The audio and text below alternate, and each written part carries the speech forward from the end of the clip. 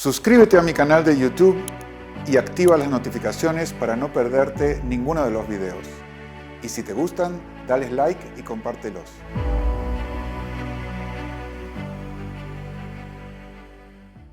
Me gustaría, mira, encantado de contestarte, va a ser un minuto o dos, pero la respuesta no te va a servir de mucho porque es abstracta.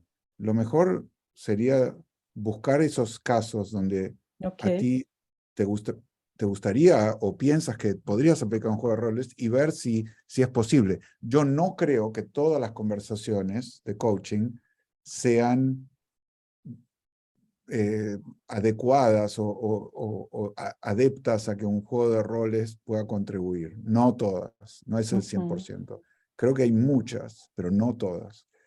Particularmente en temas existenciales, donde es uno con uno mismo, se puede hacer variantes del juego de roles, pero ya eso es mucho más difícil. Es un nivel más sofisticado, te diría, del uso.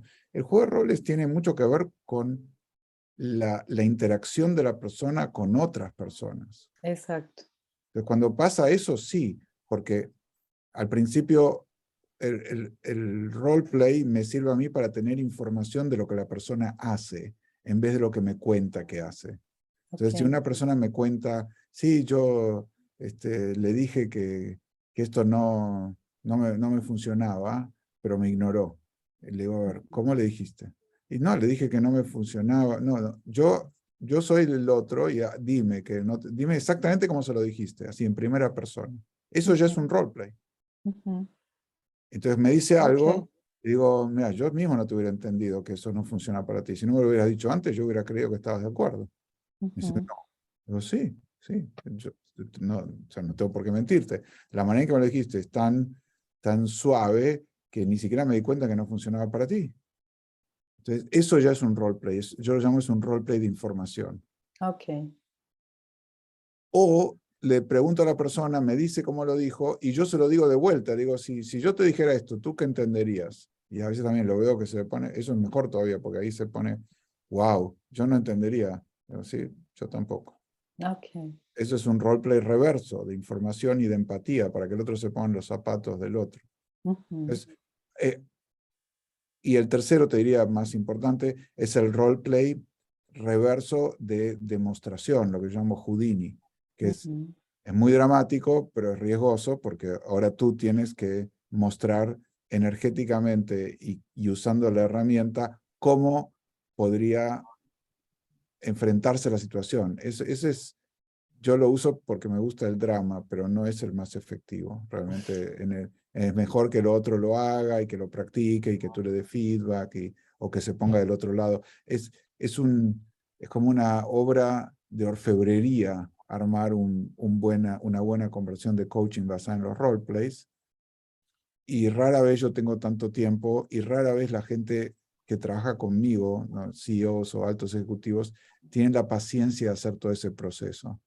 Okay. Quieren como más rápido y le digo, pero te va a servir. No, que entonces dice, ok, está bien, hagamos el roleplay y yo voy a hacer de ti. Y eso es como, wow, el show. Y dice, ay, qué bueno, ¿y cómo lo hago? Bueno, te explico ahora. Y después está el rol de práctica, el roleplay de práctica donde ellos tienen que practicar hacerlo y yo les voy subiendo el reto de a poco. Pero todo eso es una interacción con otra persona. Si es un tema existencial, a veces me gusta darle voz a una subpersonalidad de la persona. Okay. Como, por ejemplo, ayer hice una reunión con un equipo y había una persona que tenía un crítico interno despiadado. Entonces le causaba remordimientos de una decisión que había tomado hace muchos años y que había sido un error. Y no se lo perdonaba y lo seguía intimidando y culpando, mira lo que hiciste y nunca vas a aprender y bla, bla, una cosa bastante, Tú actuabas como crítico interno de él. de él, claro, un Okay. crítico de él, una Okay. voz interna que le decía, nunca vas a aprender y te equivocaste y qué mal la regaste y la dejaste muy mal y todo eso no debería haber pasado y tendrías que pensar mejor y bla, bla, bla, bla, bla, una cosa así, una letanía sin solución. Yo digo, a ver, no, o sea, esto lo descubrí después, pero digo, a ver, sé tú el crítico y yo voy a ser de ti. Y háblame, cuéntame todo lo que tu crítico interno te dice, pero dímelo en primera persona y como si fueras el crítico. Entonces también es un roleplay ese. Pero es el roleplay de su voz interior. Entonces, sí, no, y por ahí descubrí todo esto y digo, wow, lapidario. Sí, ok, entonces después sigo el proceso de coaching. Eso es otro ejemplo, eso es una manera de usar el roleplay en una situación no relacional, de una persona que tiene, pero no, yo no tengo el mandato de que todas las conversaciones de coaching tienen que tener un roleplay. A veces no tiene lugar, no corresponde. Entonces, si tienes un par de casos o de ejemplos en mente, los podemos ver, hacerlo concreto.